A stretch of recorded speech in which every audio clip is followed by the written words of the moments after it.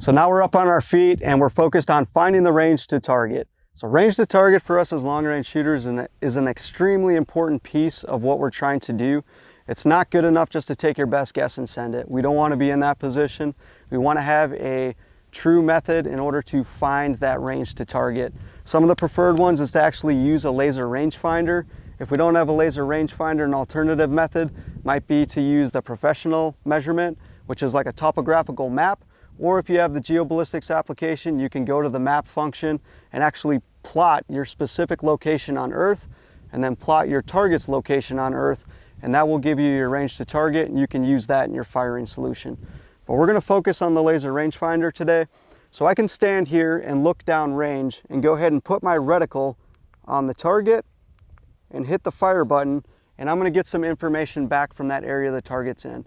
I have a little bit of instability though. I'm just standing offhand. I can see in my reticle I'm moving around quite a bit, and that's going to be more and more amplified as I start to shoot targets further and further out. So I want to think about getting stability in my position before I laze the target. Some methods are to use a tree branch to prop your body up next to you. I could get into a kneeling position or a seated position, lower to the ground with more stability. I'm going to use a tripod here, and I have a ARCA system on my laser rangefinder, and I'll just go ahead and lock that into this tripod, and then I'm going to have really good stability and I'll be able to find the range to target from here. So I'll go ahead and acquire that target downrange, and when I'm lasing my target, I'm getting some information back. I have the reticle exactly on the target, but there's something called beam divergence, and I could potentially be getting information back from the surrounding area the target is in.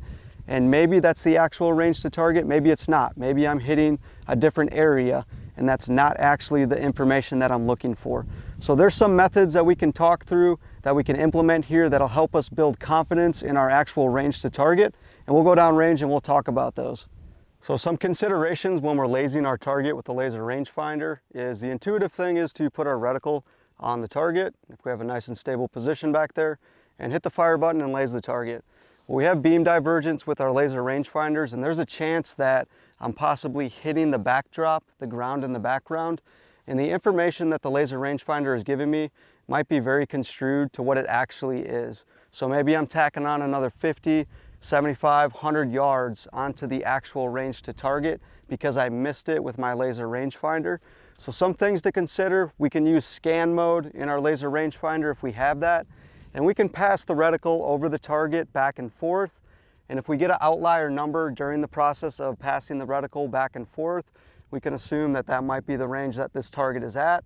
We can take that reticle and bring it down to the base of the target, and we can laze the base of the target. I'm hitting the actual earth, so realize that the range to target is going to be a little shorter than what it actually is. And it's going to depend on the lay of the land and your angle to target as well, what that number is going to look like. So we have those techniques. Another thing to consider is if I have a target reference point in the vicinity of the target, so maybe there's a large tree to the left or right side or near the target that I can laze with confidence. I know for sure that is the range to that tree, and then I can reference that with the information I'm getting from this actual target, and that gives me a better idea of, is that actually the range to target? Does this make sense? And then I have more confidence in the information I get, and I can take a more confident shot on this target.